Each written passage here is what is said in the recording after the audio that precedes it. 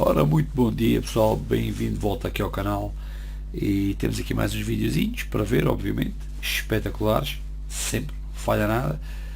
E começamos aqui com um vídeo bastante interessante de uma rapariguita a explicar que realmente a nossa vida é pré-programada desde que nascemos, essencialmente é isto, e cada vez se vê mais isto a acontecer, infelizmente. A nossa aprendizagem desde o início da escola até ao fim da vida parece que somos máquinas, está pré-programado, ou seja, vão-nos programando, e ela, tudo o que ela diz, eu não mudo uma vírgula, está espetacular. Ouça com atenção porque está muito bom. Yo, listen to this. We are living in a villain's world, and they designed it perfectly. We eat the food they give us, Poison. vote for one of two people that they tell us to, and watch the movies that they show. They take our attention as soon as we reach age 5, and they never give it back. We go to school for 8 hours a day learning what they want us to. They scold us until we obey, and then they praise us when we do. They make us form a habit of waking up and spending our entire day in a building that we wouldn't choose, so that when we get older, we are willing to do the same. Following orders becomes comfortable when we spend our childhood doing what we're told. So when we're older, we hesitate to stray outside the norm. They tell us that we should do anything we can to attend a university, because if we don't, we will fail. They manipulate us into financial dependency at a young age so that we stay liable to the system. They've given us a currency that only has value because they say it does, and we receive it by working at a business that they own. Their millions become billions while the rest of us are forced to sacrifice our time for a minuscule fraction of what our work gains for them. Wake up to reality. E pois, claro está, à medida que o tempo passa, vamos fazendo mais perguntas, vamos descobrindo mais coisas novas, e vamos percebendo que talvez nós realmente sejamos agora os anões, os seres pequeninos, porque em outros tempos, talvez, algo que dá a entender, as pessoas ou os seres que cá estavam eram muito, mas muito maiores do que nós, e passaram então pela fase de petrificação, e hoje em dia descobre-se algumas coisas, ou vai-se percebendo algumas coisas, descobrindo outras, e a sensação que dá é nós realmente diminuímos em tamanho. Fiquem aqui com o vídeo e digam o que acham. Um abraço. So if there was ever any evidence of the trees being petrified and cut down, this is probably it. This place right here I hunted down. It's called Momo's Wing, and it's in Nevada. For a long time, the location was kept hidden, but it's in the southwest with lots of other petrified-looking old palaces, giants, or beings. Like all my videos, we're going to talk about lots of other things. If there was ever anything that looked like a giant axe still resting on top of a giant tree stump that was cut down, this surely is it. There's lots of places that look like giant petrified tree stumps. We know petrification is a process from cataclysmic events that can happen instantly. Places like Devil's Tower and places all over the world. Also, side note, lots of places around the world have the ominous Devil's title or other similar title, and they all seem to be connected with supernatural events or magnetic anomalies. Also, lots of land masses such as Hawaii that look like they could be giant beings, which they explored in the Moana movie, or just mountains in general that look like they could be old giants, like some of the pictures you see here. So a question one might naturally have is, why were the trees cut down? One theory explores the idea that angels were told to cut the trees down so that the giants would not climb the trees during the flood, although I'm not sure about that one. Could the reason the trees have been cut down tie into why there's no longer bells and the tons and tons of bells that were cracked, destroyed, removed, and no longer exist to clear the atmosphere? Are we looking at a scenario like that with the trees, the giant oxygenating, life-expanding friends of humanity? It's all a big mystery, but that's what we're here to explore. Speaking of mysteries, on a U.S. mystery conspiracy road trip that you'll be seeing coming soon, one of the places I explored was Mount Rushmore, and I found an even more interesting mystery than the reason I was there. If you explore these pictures, it looks actually like Mount Rushmore is a giant herd of clustered, petrified mammoths. Check it out. Are there any other evidence or mammoths or giant elephants petrified around the realm? Let's take a look. There's one, for example. Also, there's a documentary about uncovering a titan where they go deep into the science of possibly a giant elephant. Clues, reminders, and messages from the past. What do they mean for us still here today? I think one of them is the Dead Sea. which is probably where Sodom and Gomorrah happened, which we've explored recently and talked about how that reset pattern results in instant petrification or beings turning into pillars or mountains or salt. Also, the Dead Sea is the lowest place on Earth, so in connection with portals to the underworlds, when you're floating in the Dead Sea or at the Dead Sea, you're actually closest to the underworld than any other place on Earth. And the reason why the Dead Sea is like that chemically has to do with the sulfuric meteor rain down and things you read about in the Sodom and Gomorrah story, the reset pattern, that also results in the petrification we're talking about. Which also, if you explore places like the Grand Canyon or the Southwest, it looks like they're a bunch of just petrified palaces. Speaking of petrified palaces, we'll close with a really fascinating mystery. The place known as Petra in the Middle East, with literally Petra as the prefix for petrified. Petra meaning the rock, which was also why Peter was named Peter, and they called him the Rock. But anyway, Petra ties in with Judgment Day. If you didn't know, there's passages where Jesus, on his return making his way back into the Mount of Olives, it says he'll be in a battle at Idumea and at Bozrah. You can check it out in Isaiah and other Old Testament passages that tie into Judgment Day and the return. It says he fights a battle at Bozrah, where he alone treads the winepress, and his garment is pretty much stained with blood from the battle that he fought alone. It also says where you see here where the palaces of Bozrah will be petrified pretty much, or burnt to a crisp. Where is Bozrah, you might ask? Let's check it out on a map. If you look at Bozrah, seems to be Petra. Speaking of petrified palaces or burnt palaces, that's probably what Petra is. Also in Jordan, the place Bosarea, which is really close to Petra, is just a bunch of rubble. So if Petra does tie in with this prophecy of Bozrah, which it seems like it does, that invokes a whole new mystery about the millennial reign. Where are we really living? By the way, the post-millennial reign theory is not the preterist view. Are we in Satan's little season? We'll be exploring that coming up. In the meantime, ponder what all these messages from the past are really saying. See you next time for more mysteries on the Savage Truth.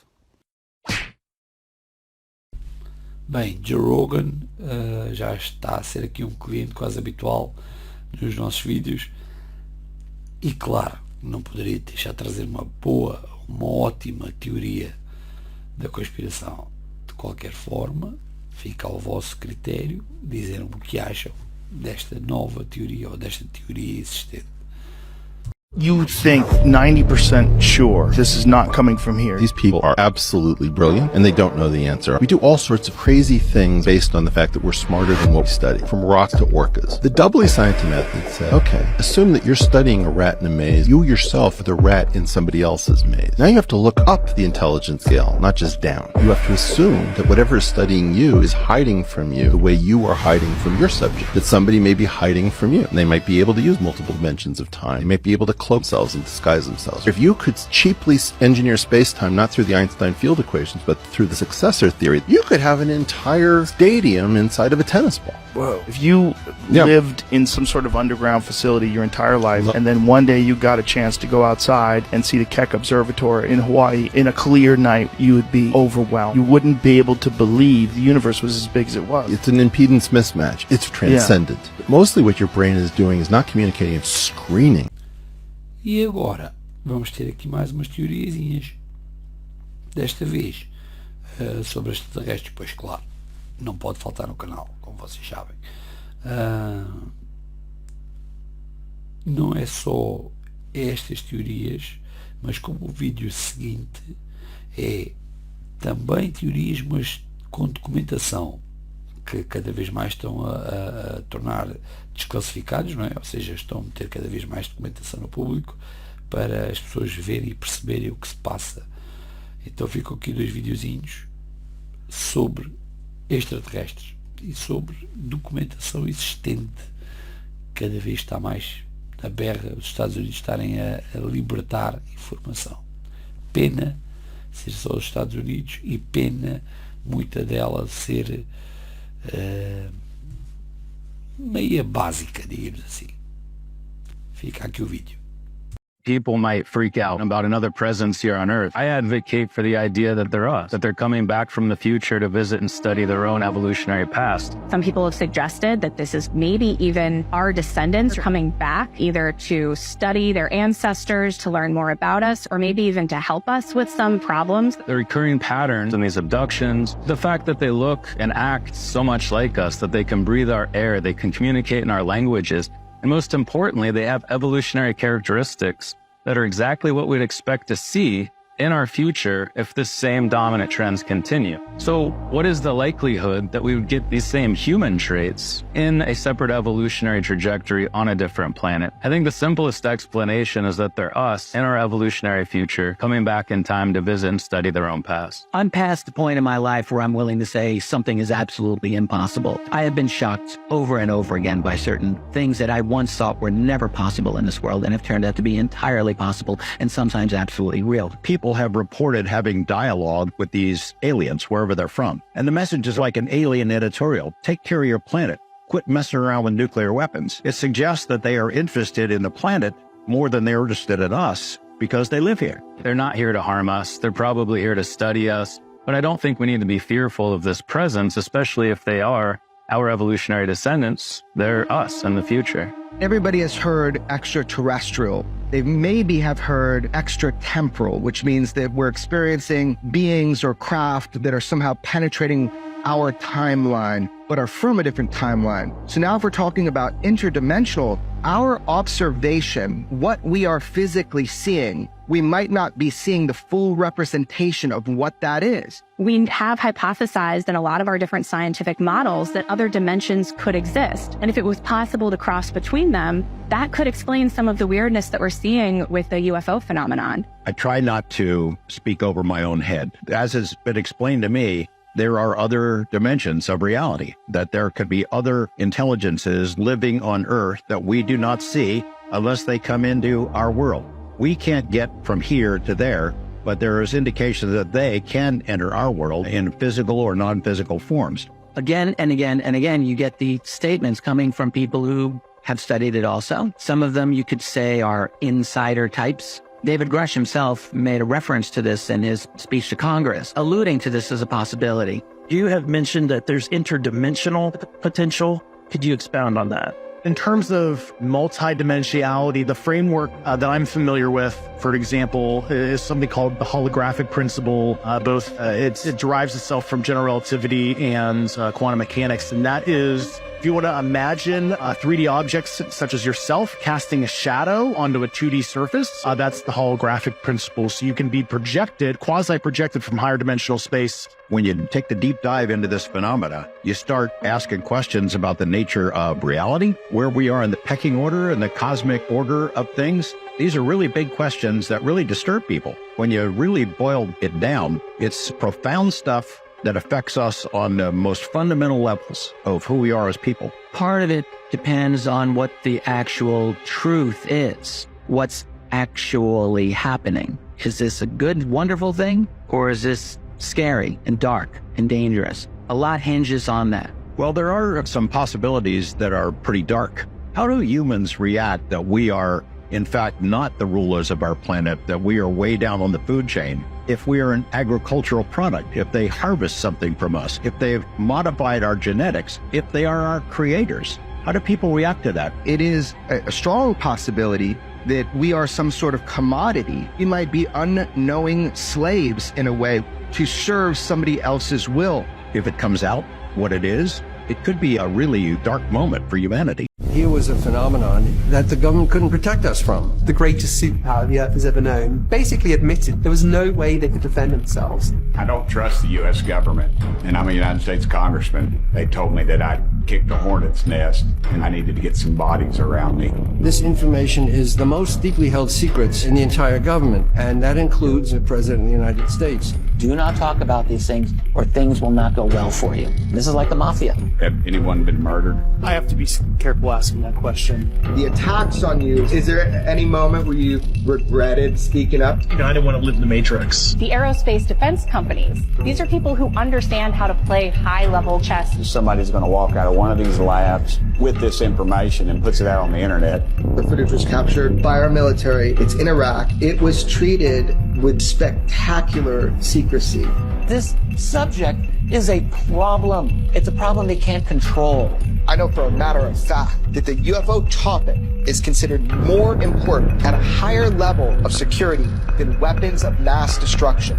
I don't know how better to say that. Bem, penso que este próximo vídeo é bastante interessante também. a teoria das pirâmides. A gente já tem falado aqui sobre as pirâmides e é sempre um assunto, por mais que a gente pesquise, procure, tem sempre coisas novas a vermos, a descobrirmos. Então deixo-vos aqui com este vídeo, espero que gostem, está bastante interessante.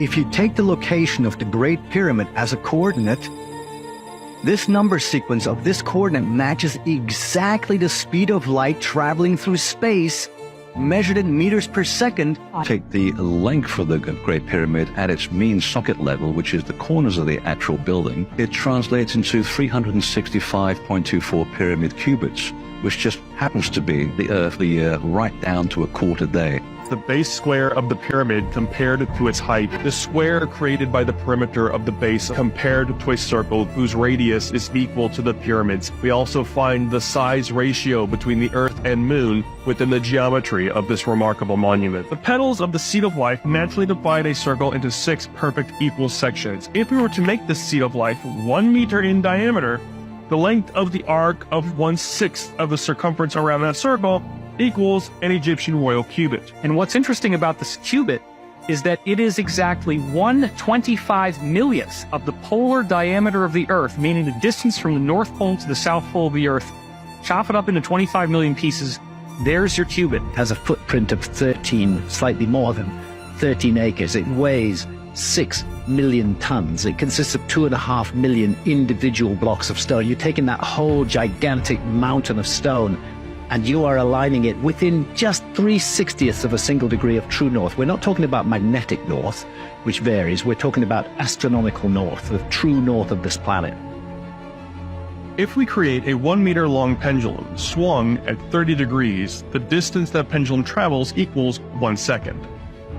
The arc that the pendulum travels equals an Egyptian royal cubit. The Great Pyramid is located 29.9792 degrees north from the equator of the planet, which is really close to 30 degrees, but the distance of the length of 2 sides of the Great Pyramid's base equals how much the planet rotates in 1 second. So the Egyptian royal cubit relates to a second, but also the Great Pyramid. If you pass a great circle from the Great Pyramid through its cardinal and its ordinal directions, what you find is that these circles will pass through lower landmass of the Earth than any other location on Earth.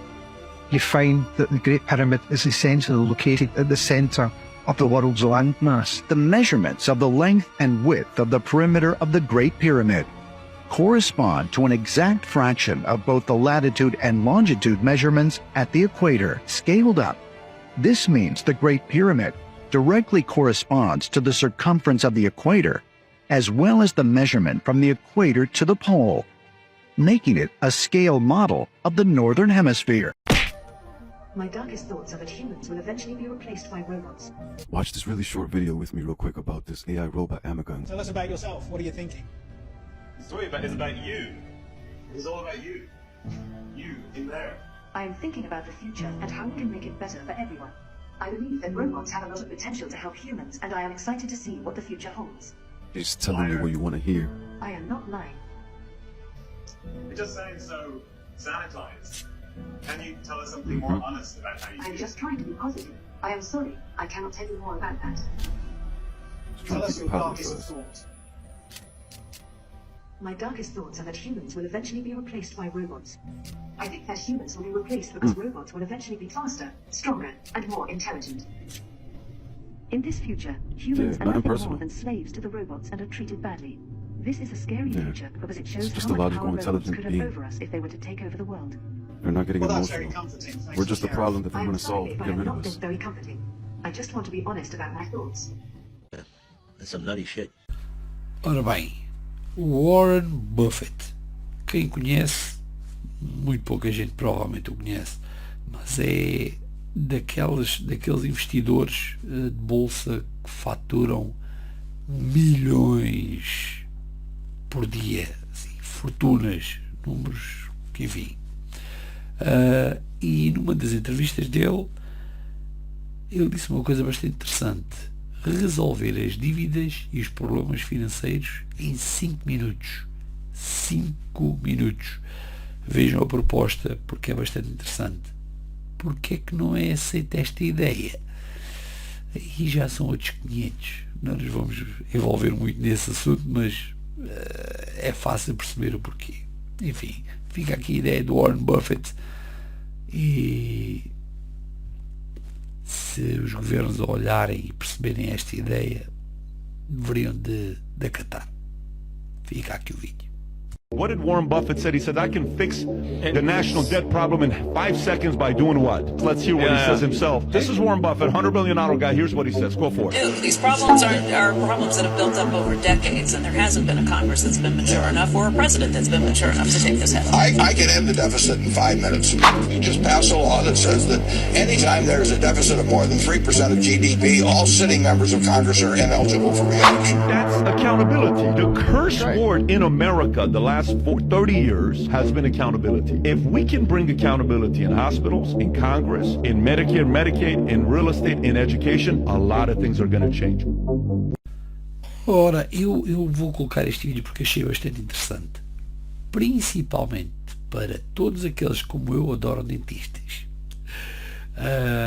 Então, aparentemente um cientista japonês conseguiu descobrir ou arranjar a forma de fazer crescer um dente, mesmo quando os decisivos, não é? Aqueles últimos dentes que já não é o último, não, depois de cair, morreu, já foste, volta a nascer um dente aí. Ou seja, o sistema consegue criar um novo dente que já era definitivo e ele já não voltava a crescer. Ou seja, a tecnologia está cada vez mais desenvolvida em alguns aspectos bons, tal como maus também. Enfim, fica aqui o vídeo.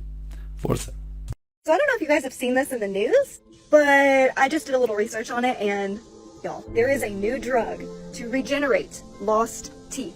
Literally every toothless person's dream. So there's a research team in Japan that is going through all the trials and researching this medication that may allow people to grow new teeth. And they're going to set clinical trials on humans in July of 2024. They're hoping to have this ready in 2030, which is a few years away, obviously, but if they can make this happen, like, what? So the guy working on this is Katsu Takahashi. He is the lead researcher and head of the dentistry and oral surgery department at the Medical Research Institute of Katano Hospital in the city of Osaka. And here's a photo where they have like successfully regrown a tooth. Like, what? And this is another photo of the front teeth of a ferret that they were able to regrow with this medication. Obviously it's only on animals right now for the trials, but this is like groundbreaking. This could literally rewrite the whole field of dentistry. So animals, including sharks and some reptile species, can continuously regrow teeth. This is why I've been like, why can't humans? Like, seriously. It's been assumed that humans only grow 2 sets of teeth in their lifetime, but in fact, there's evidence that we also have the buds for a 3rd set. What? What? Obviously, there's so much more to read in the article. There's like so much more information, a lot of sciencey terms I know nothing about. But if this is successful, this could be like groundbreaking, like a game changer, like in the field of dentistry, and for people who are toothless and are struggling. And I mean, can you imagine all the people that are toothless right now and can't afford dental implants? Do you know how expensive it is? I'm sure that this medication would be insanely expensive, though. Of course, they're gonna make it expensive. But if they can make it like affordable for the human public, like, that would be amazing. Anyways, yeah, so this is wild, and I just wanted to go ahead and put this here for you guys. You can see further information and inquiries about his research right here. Yeah, so tell me what y'all think. I'm interested to know what you guys' thoughts are, because I have a lot of dentists on here, I have a lot of dental assistants and people going through being toothless. So tell me your thoughts in the comments.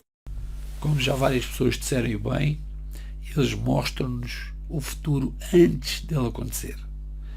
Na verdade, a ficção não é tão ficção como parece, e em algumas situações a gente consegue perceber mais ou menos isso. Por exemplo, neste próximo vídeo eu vou-vos colocar e vou-vos fazer uma pergunta antes. Já alguém viu o Judge Dredd, o Juiz Dredd, com o Sylvester Stallone? Esse filme já tem uns bons aninhos, 20 e tal anos. Agora, digam-me se não vos faz lembrar rigorosamente nada. Fica aqui o vídeo. Até já.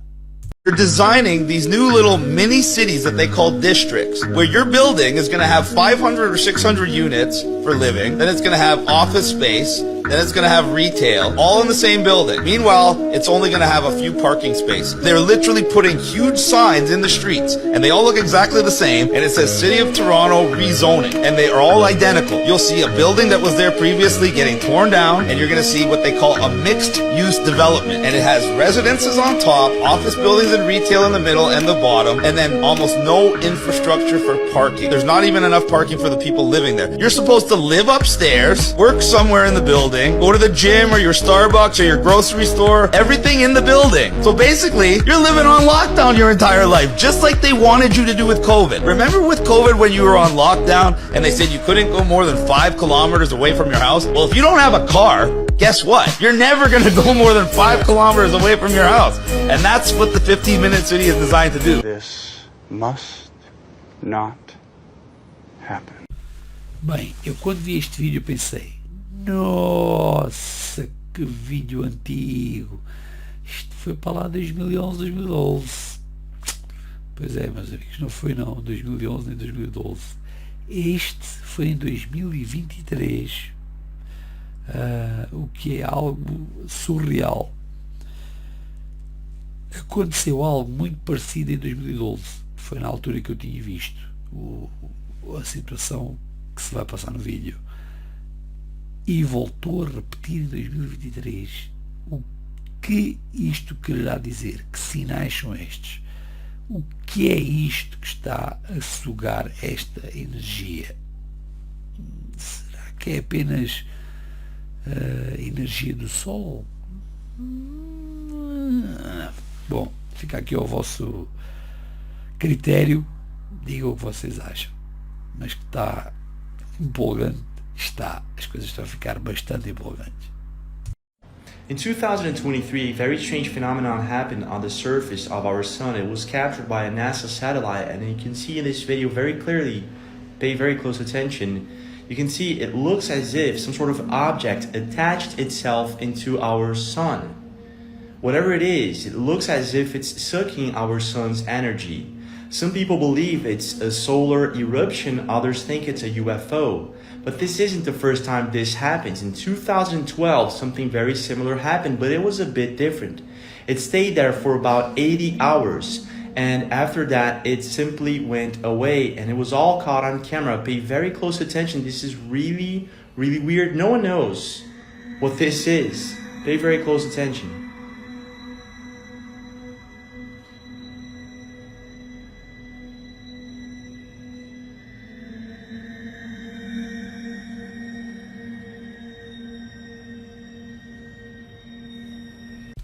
Meus amigos, quem é que já viu a série Supernatural, como se chama nos Estados Unidos, com o Tino Winchester e o Serie?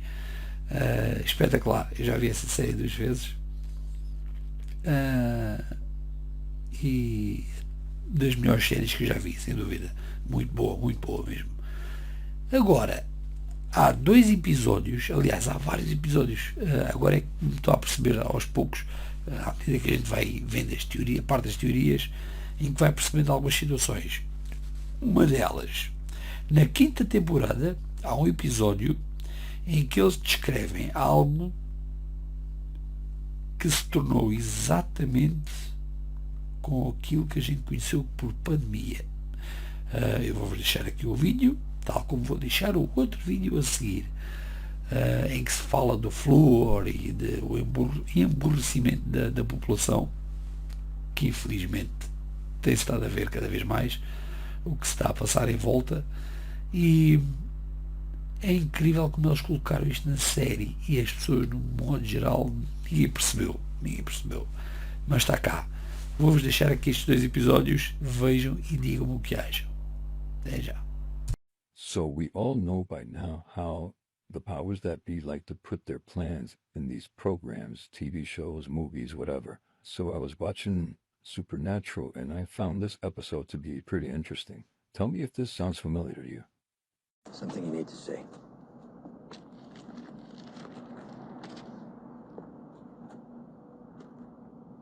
Nevius Pharmaceuticals rushing delivery of its new swine flu vaccine to, quote, stem the tide of the unprecedented outbreak.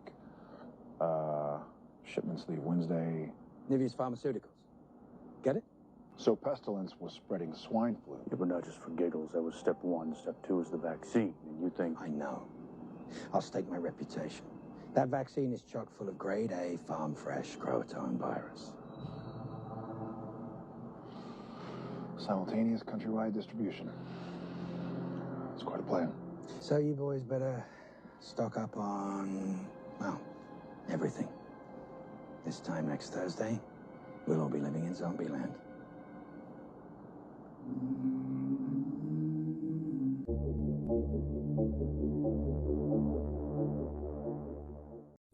Welcome to another episode of They Put the Truth in TV. Remember them 99-cent burgers, that deal they were pushing on everybody? Be careful what you eat, question everything.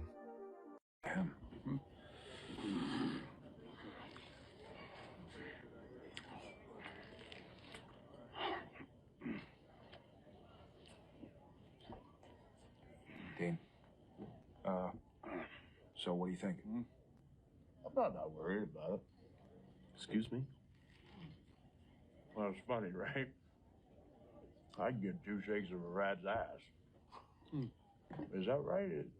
The rats shake their ass, or is it something else?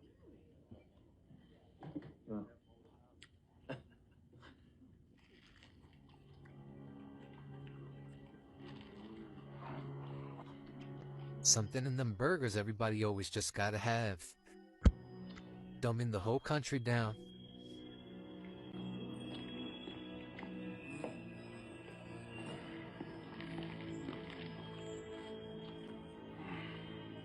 Give me that. Whoa, why? There's some funky chicken in the TDK slammer, ain't there? Yeah. This is stupid. The sandwich didn't do anything. I don't know what you think you're gonna buy. There's something wrong with you, Dean. Are you kidding? I'm fine. I actually feel great. Best I felt in a couple months. I don't even care anymore. And you know what's even better? I don't care that I don't care. And everybody's loving the turducken. I think you pissed off my sandwich.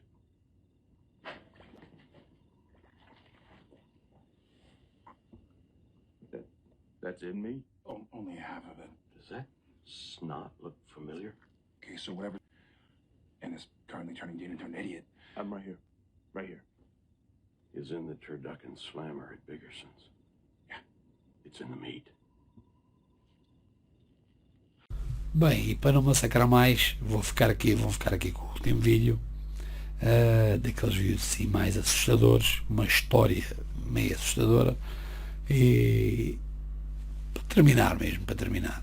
Espero que tenham gostado do vídeo, espero que se divirtam a ver, botem o botãozinho aí para cima para vocês irem ver as próximas notificações, e vamos embora para o vídeo, pessoal.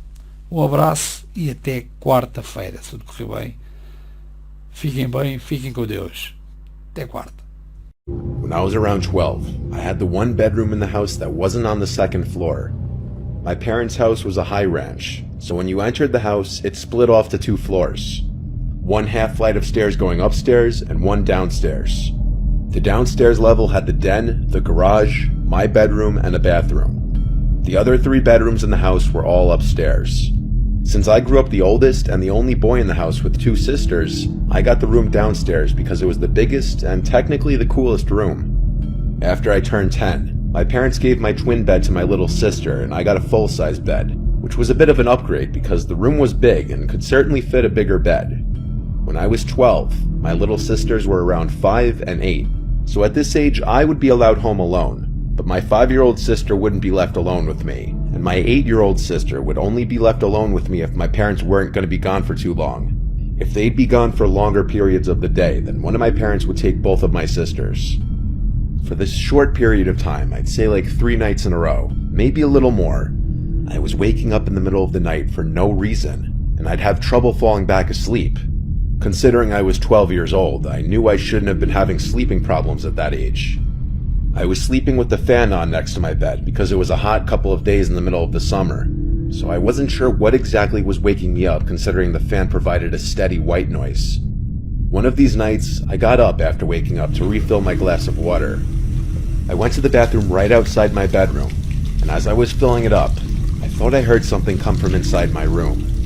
I turned off the faucet and then listened, but now there was nothing, just the sound of the fan. I walked to the doorway in my bedroom, and I couldn't tell what it was, but something was creeping me out about my room now. I went upstairs to the living room and decided to sleep on the couch that night.